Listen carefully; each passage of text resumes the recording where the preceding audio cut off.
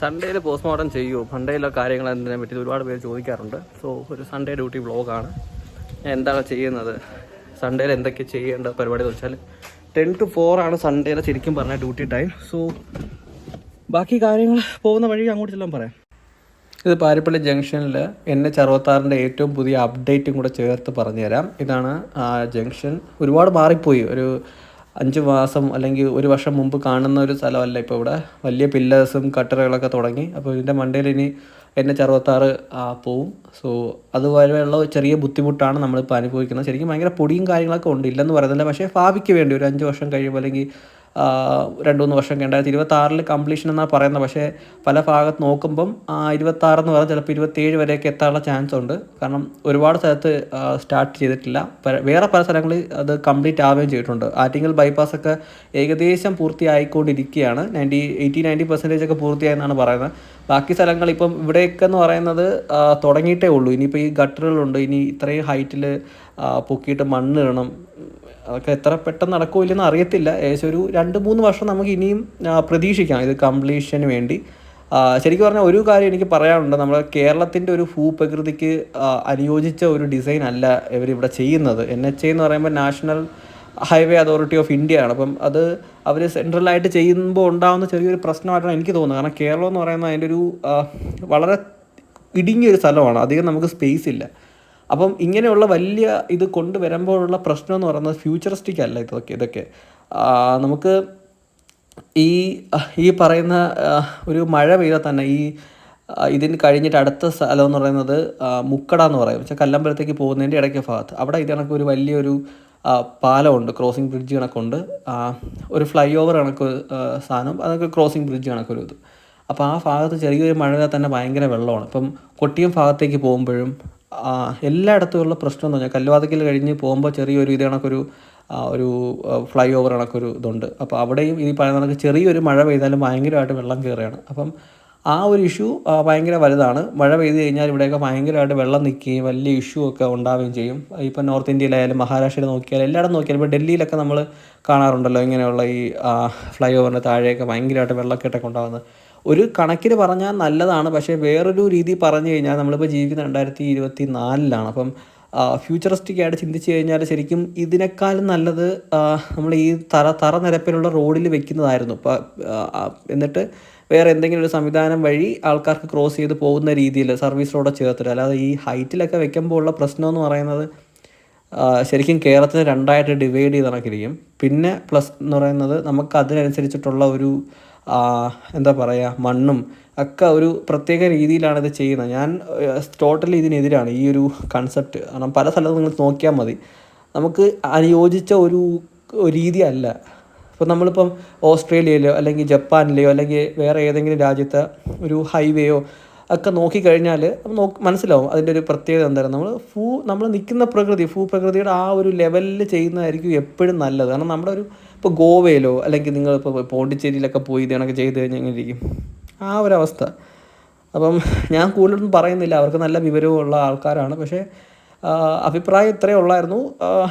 കാരണം അവർ ഉദ്ദേശിക്കുന്നു പറഞ്ഞാൽ നമ്മൾ കേരളം ഫുള്ള് ഒരു സിഗ്നൽ ഫ്രീ ആയിട്ട് ഒറ്റ സ്ട്രെച്ചിന് വണ്ടി പോകുകയെന്നാണ്. പക്ഷേ അങ്ങനെ ചെയ്യുമ്പോൾ ഉണ്ടാകുന്ന പ്രശ്നം എന്ന് പറയുന്നത് ഇതിൻ്റെ ഒരു എക്സ്പെൻസീവ് പ്ലസ് നമ്മൾ ഈ പറയുന്ന ഹൈറ്റ് വെക്കുമ്പോൾ ഇപ്പോൾ പാരിപ്പള്ളി തന്നെ നമ്മൾ നോക്കിയാൽ മനസ്സിലാവും. ആ ഹൈറ്റ് വെച്ചത് കാരണം ഇനിയിപ്പം മെയിൻ വണ്ടികളൊന്നും അവിടെ നിർത്താതെ NH വഴി പോവും. അങ്ങനെയാണെങ്കിൽ അവിടെയുള്ള ബിസിനസ് തകരും.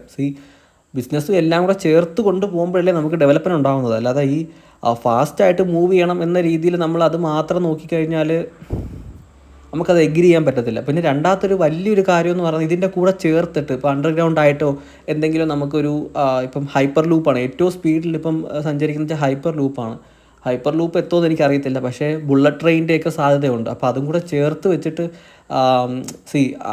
അതിന് കൂടുതൽ ക്യാഷ് കൊടുക്കുകയും ഇതിന് ഇത്തിരി കുറയ്ക്കുകയും ചെയ്തിരുന്നെങ്കിൽ കുറച്ചും കൂടെ നല്ലതായിരിക്കുമെന്ന് എനിക്ക് തോന്നാറുണ്ട്. കാരണം 1 മണിക്കൂറിനുള്ളിൽ കേരളം ഫുള്ള് സഞ്ചരിക്കാൻ നമുക്ക് ബുള്ളറ്റ് ട്രെയിൻ ഉണ്ടെങ്കിൽ പറ്റും. പക്ഷേ അതേ അത്രയ്ക്ക് നമ്മൾ സാഹചര്യം വെച്ചിട്ട് നമുക്ക് ഇവിടെ ഈ റോഡ് ട്രാൻസ്പോർട്ട് അതേ രീതി ആക്കേണ്ട ആവശ്യമില്ല. ഈ പൊക്കി വെക്കുന്നതിന് പകരം തറനിരപ്പിൽ അങ്ങ് ചെയ്തിരുന്നെങ്കിൽ ശരിക്കും പറഞ്ഞാൽ നല്ലതായിരുന്നു, ഒരു പരിധി വരെ നല്ലതായിരുന്നു എന്ന് മാത്രമേ എനിക്ക് പറയാനുള്ളൂ. ഒരുപാട് ദീർഘിക്കുന്നില്ല അതിനെപ്പറ്റി. പ്രത്യേകിച്ച് കാര്യമില്ല. അതുകൊണ്ടാണ് ഇതിപ്പോൾ നമ്മുടെ മോർച്ചറി എത്തി. ഇപ്പോൾ രാവിലെയാണ്. ഇപ്പം ഇതാണ് നമ്മുടെ. അത് കഴിഞ്ഞ് ഫസ്റ്റിൽ നമ്മൾ പഞ്ച് ചെയ്യണം. അപ്പം PGs ആവുന്നവർക്ക് മെയിനായിട്ട് നമ്മൾ ഡെയിലി പഞ്ച് ചെയ്യണം. 2 തവണയാണ് പറയുന്നത്. അറ്റ്ലീസ്റ്റ് 1 തവണയെങ്കിലും പഞ്ച് ചെയ്യുക. അപ്പോൾ ഇതാണ് നമ്മുടെ കോളേജിൻ്റെ ഫ്രണ്ട് സൈഡെന്ന് പറയുന്നത്. ആ കാണുന്നതാണ് എൻട്രൻസ്. ഇവിടെ പബ്ലിക്കിൻ്റെ 2 വീലർ വെഹിക്കിൾ പാർക്കിംഗ് ഉണ്ട് അകത്തോട്ട്. പക്ഷേ ആൾക്കാരെല്ലാം റോഡിലാണ് പാർക്ക് ചെയ്യുന്നത്. ഇതാണ് നമ്മുടെ അക്കാഡമിക് ബ്ലോക്ക്. ഇവിടെയാണ് ഈ ക്ലാസ്സുകളും കാര്യങ്ങളും പിന്നെ അക്കാഡമിക് സെക്ഷനൊക്കെ ഇതിൻ്റെ അകത്ത് വരും. ഇതാണ് മെയിൻ എൻട്രൻസ് എന്ന് പറയുന്നത്. ഇതിന് 3-4 എൻട്രൻസ് ഉണ്ട്. ഇതിന് ഞാൻ മെയ്സ് എന്നാണ് പറയുന്നത്. ഭയങ്കര, ഞാൻ ഫസ്റ്റ് ജോയിൻ ചെയ്യുന്ന സമയത്ത് ഇതിനകത്ത് പെട്ടുപോയിട്ടുണ്ട്. കാരണം ഇതൊരു സർക്കിൾ കണക്കിരിക്കും, ഒരു 3-4 ഫ്ലോർ. നമുക്ക് ഭയങ്കര കൺഫ്യൂസ്ഡ് ആയി പോകും എങ്ങോട്ട് പോകണമെന്ന് അറിയാത്ത രീതിയിൽ. കാരണം ഒരു തവണ ഞാൻ കാണിച്ചു തരാം ഫുൾ വീഡിയോ. ഇതിനെ ഞാൻ മെയ്സ് എന്നാണ് പറയുന്നത്. സോ ഇന്ന് കേസ് ഭയങ്കര കുറവായിരുന്നു. സാധാരണ നമ്മൾ കിട്ടുന്ന കേസിനേക്കാളും വളരെ കുറവായിരുന്നു. അപ്പം കൂടുതലായിട്ടൊന്നും പറയാനില്ല, ചെറിയ കേസുകൾ മാത്രമേ ഉള്ളൂ. അപ്പോൾ ഡീറ്റെയിൽ ആയിട്ടൊന്നും പറഞ്ഞിട്ട് കാര്യമില്ലല്ലോ. ഇതാണ് നമ്മുടെ കോളേജിൻ്റെ ഫ്രണ്ട് സൈഡ്. ഇതാണ് എൻ്റെ സ്ഥിരം സ്ഥലം. ഇവിടെ നിൽക്കുമ്പോൾ നല്ല രസമാണ്. ഒത്തിരി തണുപ്പുണ്ട്. പിന്നെ അടുത്ത കാര്യം, ആൾക്കാരെയൊക്കെ കാണാം. ഇന്ന് സൺഡേ ആണ്, അപ്പം വലിയ ആൾക്കാരും ബഹളമൊന്നുമില്ല. സാധാരണ മെഡിക്കൽ കോളേജിൽ പോയി കഴിഞ്ഞാൽ സൺഡേയിലും അത്യാവശ്യം ആളും കാണാം. ഇവിടെ ആൾക്കാർ കുറവതിൻ്റെ മെയിൻ കാരണം എന്ന് പറയുന്നത് ഒരുപാട് ഫെസിലിറ്റീസ് ഒന്നുമില്ല. സൂപ്പർ സ്പെഷ്യാലിറ്റി ബ്രാഞ്ചസോ അങ്ങനത്തെ കാര്യങ്ങളൊന്നും ഇവിടെ ഇല്ല. OPD ഇല്ല. പിന്നെ PGs എന്ന് പറയുന്നത് ക്ലിനിക്കലി ഇല്ല, നോൺ ക്ലിനിക്കലി മാത്രമേ ഉള്ളൂ.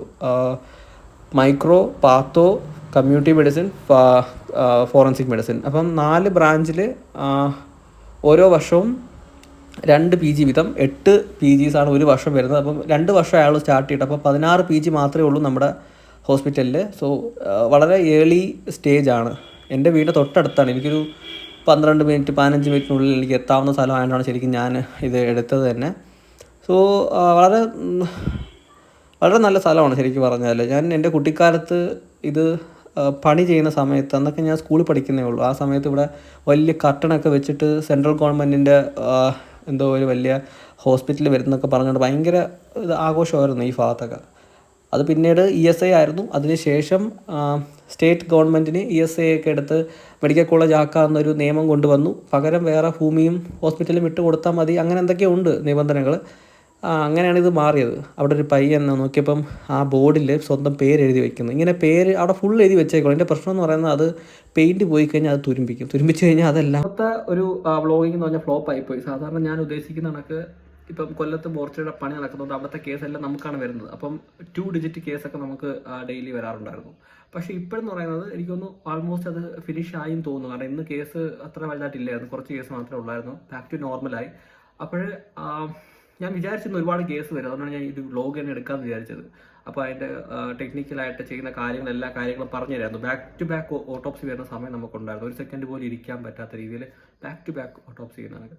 അപ്പം ഇന്ന് സത്യം പറഞ്ഞാൽ അങ്ങനത്തെ കേസ് ഇല്ലായിരുന്നു. ഇന്ന് ചെറിയ 2 കേസുകൾ മാത്രമേ ഉള്ളായിരുന്നുള്ളൂ. അപ്പം അതിൻ്റെ ഡീറ്റെയിലും കാര്യങ്ങളും നമുക്ക് പറയാൻ പറ്റത്തില്ല. ഇതൊക്കെ പോലീസ് കേസും അങ്ങനെയൊക്കെ വരുന്നതാണ്. അപ്പം മറ്റ് ഡിപ്പാർട്ട്മെൻറ്റ് കണക്ക് അവരിപ്പം നമുക്കറിയാം എല്ലാവരും വ്ളോഗ് ചെയ്യുന്നവരാണ്, ഇൻഫ്ലുവൻസേഴ്സാണ്. അവർ പലതും ചെയ്യുന്ന നമുക്ക് ചെയ്യാൻ പറ്റത്തില്ല. കാരണം ലീഗൽ സൈഡിനകത്തുണ്ട്. അപ്പോൾ നമ്മളിതൊന്നും പറയാനൊന്നും പറ്റത്തില്ല. അതാണ് സത്യാവസ്ഥ എന്ന് പറയുന്നത്. പക്ഷേ ഒരു കാര്യം ഞാൻ പറയാം, നമ്മൾ ഈ ഓട്ടോപ്സി ചെയ്യുന്നതിൻ്റെ മെയിൻ കാരണം എന്ന് വെച്ചാൽ കോസ് ഓഫ് ഡെത്ത്, മരണകാരണം കണ്ടുപിടിക്കുക എന്ന് മാത്രമല്ല, ഒരുപാട് ആൾക്കാരെ നമുക്ക് അവർ ശരിക്കും കുറ്റകൃത്യം ചെയ്ത ഒരാളെ നമുക്ക് അതിൻ്റെ ദൈവത്തിന് മുന്നിലെത്തിക്കാം. അതെനിക്ക് തന്നെ നിരപരാധിയായ ആൾക്കാരെ രക്ഷിക്കാനും പറ്റും. അതെനിക്ക് വലിയൊരു സ്റ്റോറി ഇന്ന് മാം എൻ്റെ അടുത്ത് പറഞ്ഞായിരുന്നു. ഇന്ന് സാധാരണ ഡ്യൂട്ടി എന്ന് പറഞ്ഞാൽ ഒരു PGയും ഒരു MOയും കാണും. അപ്പം ഇന്നത്തെ ഡ്യൂട്ടിയിൽ MO മാം പറഞ്ഞ ഒരു സ്റ്റോറി ഉണ്ട്. ശരിക്കും വളരെ അർത്ഥവത്തായ കാര്യമാണത്. ഞാൻ ശരിക്കും പറഞ്ഞാൽ ഈ കേസ് ചെയ്തപ്പോൾ ഞാനും ഉണ്ടായിരുന്നു. കഴിഞ്ഞ വർഷം ചെയ്ത ഒരു കേസാണത്. അപ്പോൾ അതിൻ്റെ കൂടുതൽ ഡീറ്റെയിൽസും കാര്യങ്ങളും നമുക്ക് പറയാൻ പറ്റത്തില്ല. ഇത്രയേ ഉള്ളൂ കാര്യം. ഓട്ടോപ്സി ചെയ്യുന്നത് നിരപരാധികളെ രക്ഷിക്കാൻ കൂടിയാണ് എന്ന് മാത്രം. പക്ഷേ വളരെ മൈന്യൂട്ടാണ് അതൊക്കെ. ആ മൈന്യൂട്ടിൽ അത് കണ്ടുപിടിക്കുന്ന ആ ഡോക്ടേഴ്സിന് ശരിക്കും അഭിനന്ദനങ്ങൾ കൊടുക്കേണ്ട സമയം കഴിഞ്ഞു, അനുമോദനങ്ങളൊക്കെ കൊടുക്കേണ്ട കഴിഞ്ഞു. പലരും ചെയ്യുന്ന കേസുകൾ അത്ര മൈന്യൂട്ടായിട്ടാണ് അവരത് കണ്ടുപിടിച്ച് അതിൽ ആ ഒരു കൺക്ലൂഷനിൽ എത്തുന്നത്. സോ അത് അത്തരത്തിൽ നമ്മൾ ഒരു എന്താ പറയുക, ഞാനൊരു ഉദാഹരണം പറഞ്ഞില്ല. ഉമാദത്തൻ സാറിനെ എല്ലാവർക്കും അറിയാം ഫോറൻസിക്കിൽ. കാരണം അദ്ദേഹം ബുക്ക് എഴുതിയിട്ടുണ്ട്. അല്ലാതെയും വളരെ ഫേമസ് ആയ കുറേ കേസുകളൊക്കെ ചെയ്ത് അദ്ദേഹം കുറച്ച് ഫേമസ് ആയിട്ടുണ്ട്. പക്ഷേ അദ്ദേഹത്തിൻ്റെ ബുക്കിൽ അദ്ദേഹം പറഞ്ഞിട്ടുള്ള കന്തസ്വാമി സാറ്, ഡോക്ടർ കന്തസ്വാമി സാറിന് ട്രിവാൻഡ്രത്തെ അന്നത്തെ പ്രൊഫസറായിരുന്നു. സാറിനെ പറ്റി പറയുന്ന പല വാക്യങ്ങളുടെ എടുത്ത് നോക്കുമ്പോൾ മനസ്സിലാവും നമ്മൾ ഉമാദ സാറിനേക്കാളും ഒരു അദ്ദേഹത്തെ കാര്യം ഭയങ്കര ബ്രില്യൻ്റ് ആയിരുന്നു കന്തസ്വാമി സാർ എന്ന് പറയുന്നത്. പല കേസുകളിലും അദ്ദേഹം ചെയ്ത കാര്യങ്ങളും എല്ലാ കാര്യങ്ങളും, കാരണം ഉമാത്ത സാറ് ചെയ്യുന്ന എല്ലാ കാര്യങ്ങൾക്കും ഭയങ്കര സപ്പോർട്ടായിരുന്നു കന്തസ്വാമി സാർ. അപ്പം അദ്ദേഹം അതേ രീതിയിലുള്ള ഒരു വ്യക്തി ആയിരിക്കുന്നതുകൊണ്ടാണ് അത് ചെയ്യുന്നത്. പിന്നെ ഞാൻ അദ്ദേഹത്തിന്റെ ആർട്ടിക്കിളും പഴയ കാര്യങ്ങളൊക്കെ നോക്കുന്ന സമയത്ത് ശരിക്കും കന്തസ്വാമി സാർ എന്ന് പറയുന്നത് അദ്ദേഹം അന്ന് ബുക്ക് എഴുതാത്തത് കൊണ്ട് മാത്രമാണ് അദ്ദേഹത്തിന്റെ പേര് അങ്ങനെ വരാഞ്ഞത്. അല്ലെങ്കിൽ ഇത് വലിയ രീതിയിൽ എത്തിയാൽ അതിനൊക്കെ ഒരുപാട് പേരുണ്ട് ശരിക്കും പറഞ്ഞാൽ നമ്മളെ ഈ ഡോക്ടർ മേഖലയിൽ ഇങ്ങനെ അറിയപ്പെടാത്തത്. ഇപ്പോൾ ഉദാഹരണത്തിന് നമ്മുടെ ഹോസ്പിറ്റലിൽ തന്നെ ഒരു സർജറിയിലൊരു ഡോക്ടറുണ്ട്. ശരിക്കും ഞാൻ ഏറ്റവും കൂടുതൽ മനസ്സുകൊണ്ട് റെസ്പെക്ട് ചെയ്യുന്ന ഒരു മനുഷ്യനാണ്. സാറിനോടൊക്കെ വർക്ക് ചെയ്യണമെന്ന് എനിക്ക് ആഗ്രഹമുണ്ട്. പക്ഷേ ഫിസിക്കലി ഞാൻ അത്ര ഇതല്ലാത്തത് കൊണ്ട് ഞാൻ ശരിക്കും പറഞ്ഞാൽ വർക്ക് ചെയ്യാത്തതാണ്. സാറ് പാലിയേറ്റീവ് കെയറിൽ സാറിൻ്റെ ഒരു പുതിയൊരു രീതിയിൽ കാര്യം ചെയ്യുന്നുണ്ട്.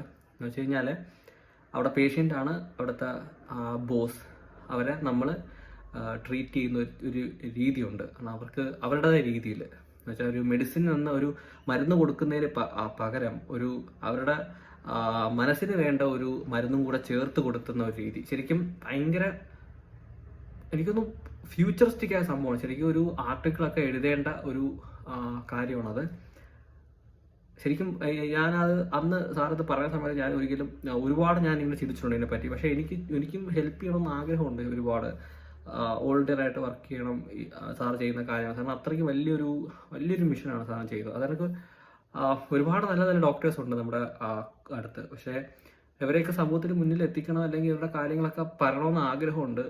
ഇവർ തന്നെ ഇറങ്ങി വന്നാൽ മാത്രമേ ശരിക്കും ഇതിൻ്റെ ഒരു എത്തത്തുള്ളൂ. ഇപ്പം അങ്ങനെ ഒരുപാട് പേര് എനിക്കറിയാം നമ്മുടെ ഡിപ്പാർട്ട്മെൻറ്റിൽ തന്നെ ഉണ്ട് അങ്ങനത്തെ ഒരു ആൾക്കാർ. സോ ഭാവിയിലൊക്കെ സമയം കിട്ടുകയാണെങ്കിൽ ഇവരൊക്കെ ആയിട്ട് ഇൻ്റർവ്യൂ അങ്ങനത്തെ കാര്യങ്ങളൊക്കെ ചെയ്യണമെന്ന് ആഗ്രഹമുണ്ട്. അപ്പം നോക്കാം, നമുക്ക് അതിൻ്റെ സമയവും സന്ദർഭമൊക്കെ കിട്ടുകയാണെങ്കിൽ ഇങ്ങനെയുള്ള ആൾക്കാർ അവരുടെ അനുഭവങ്ങൾ അവരുടെ വ്യൂ ശരിക്കും ഭയങ്കര ഇമ്പോർട്ടൻ്റ് ആണ് അടുത്തൊരു ജനറേഷന്. കാരണം